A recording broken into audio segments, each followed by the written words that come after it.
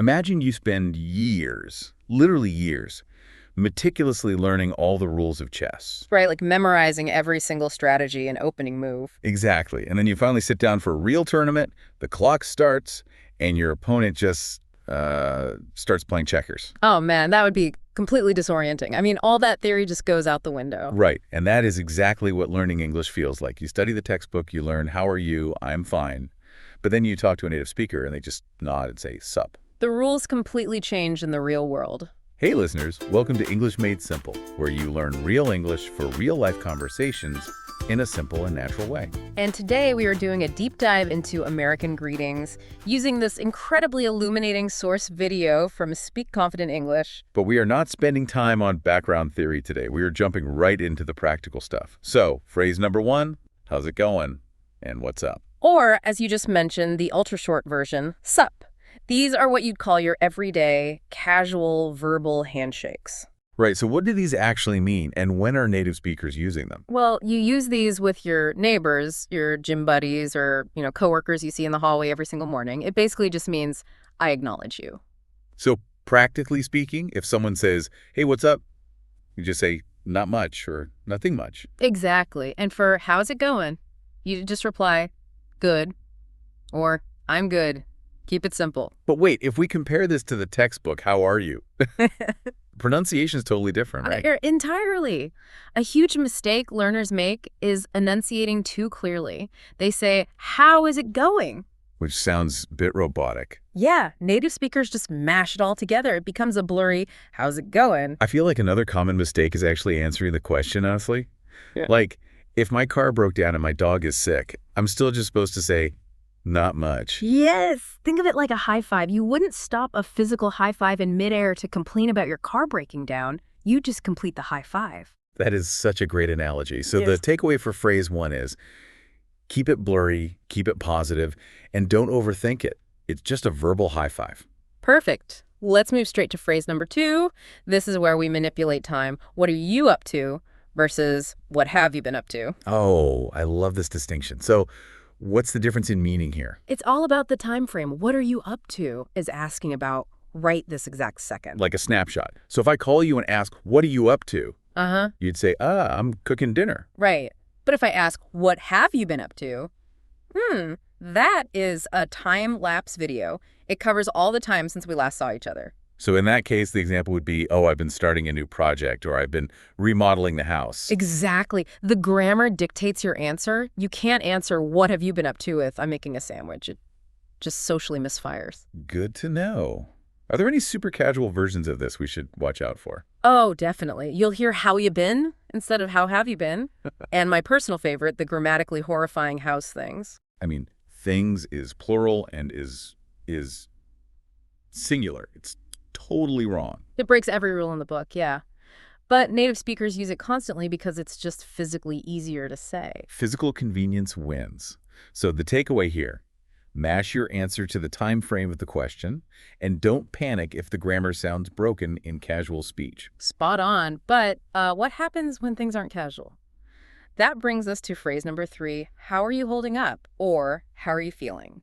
Right, because you definitely cannot walk up to a grieving coworker and say, sup? How's things? That would be a complete disaster. It shows zero social awareness. So when do native speakers use how are you holding up? You use this when you know someone is going through a difficult situation, a tragic event, a bad illness, maybe a really stressful life change. For example, I heard about your mom being in the hospital. How are you holding up? Exactly. You're acknowledging the weight of the moment. And notice how the pronunciation changes here, too. Oh, right. You wouldn't slur your words. No, you slow down. You enunciate. You drop the blurry, how you been? And you clearly say, how are you feeling? It creates space for real empathy. That makes total sense. So the quick takeaway, when the situation is serious, slow your speech down, enunciate, and use these specific phrases to show you care. Let's pivot to phrase number 4, which is all about the professional world. Specifically, what have you been working on? This one is an absolute cheat code for networking. It really is. So normally if you ask someone at a conference, how are you doing? Yeah. What happens? They just give you that dead-end Textbook answer, I'm fine, everything is good, and then you're just standing there staring at each other in awkward silence. Right, sipping your lukewarm coffee. But if you ask, what have you been working on, you completely bypass that trap. Because it forces a substantive answer. They have to actually talk about their projects, which gives you like a runway for a real conversation. Exactly. It's brilliant for a business context. You can also ask, how is the new project going? What about combining the two? Like using how are you feeling in a professional setting? Oh, that's a great nuance from the source video. It straddles the line. You can ask a coworker, how are you feeling? Right before a massive presentation. Like, I know you're under pressure, checking on your nerves. Yeah. That's highly empathetic, but still professional. Exactly. So the takeaway for the professional sphere, ditch the standard, how are you, to avoid dead-end small talk and ask specific work-related questions instead. Moving right along, phrase number 5 is really a two-part structure. It's the art of the reunion. Let's say, I haven't seen you for ages. How have you been? Yeah, bridging that massive gap in time. You can't just say, what's up, if you haven't seen someone since, like, 2019. It feels dismissive. So the structure is state the time gap first, then ask the question. Right. It's been way too long. What have you been up to? But the ultimate native speaker move here is the specific recall. Okay, what is this specific recall? It's when you remember a detail from your last interaction. Like, I remember the last time I saw you, you just bought a new house. How's that going? Oh, wow, that is a conversational superpower. It really is. It proves you were actually listening to them 3 years ago. It makes them feel incredibly valued. But wait, even with the specific recall, are you supposed to launch into a 30-minute rant about your plumbing issues? Generally, no. American culture still prefers optimism in public spaces. You can give some detail, sure, but you keep it mostly positive.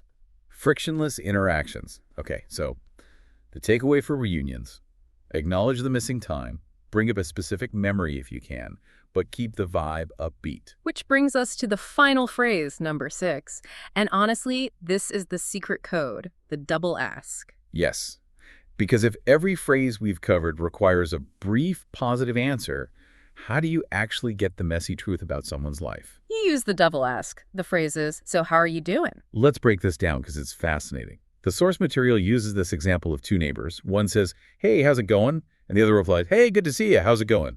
Neither of them actually answered the question. Right, because in that first pass, how are you, is literally just a multi-syllable word for hello. Exactly. Answering how are you with another how are you is totally normal. But then, if you actually care, you deploy the double ask. You pause, change your tone, and use a transition word. So, how are you doing? That little word so does so much heavy lifting. It changes the entire social contract. It signals, okay, the polite robotic greeting phase is over. Now I actually want you to be vulnerable. Tell me the truth. Yes. Without that transition word, people will just keep giving you the verbal high five. It's amazing how much is hidden just beneath the surface of these everyday words. So our final takeaway. Listen for the transition word.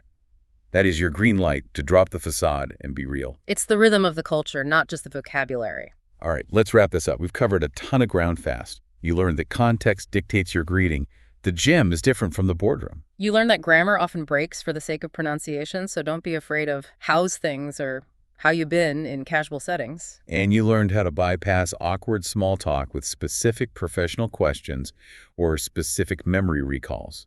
And of course, the power of the double ask to unlock genuine connection. Which leaves you with the final thought to mull over today. We've just spent all this time decoding how to seamlessly navigate these rules. But what does it say about our modern culture? That we took a fundamental question about human well-being. Right, a question literally asking about the state of someone's health. And we turned it into a mandatory superficial reflex. It's like we automated empathy just to keep society moving faster. It really is. So the next time you turn to someone and ask, how are you? Take a split second to ask yourself, do you genuinely want the messy, complicated answer? Or are you just saying hello?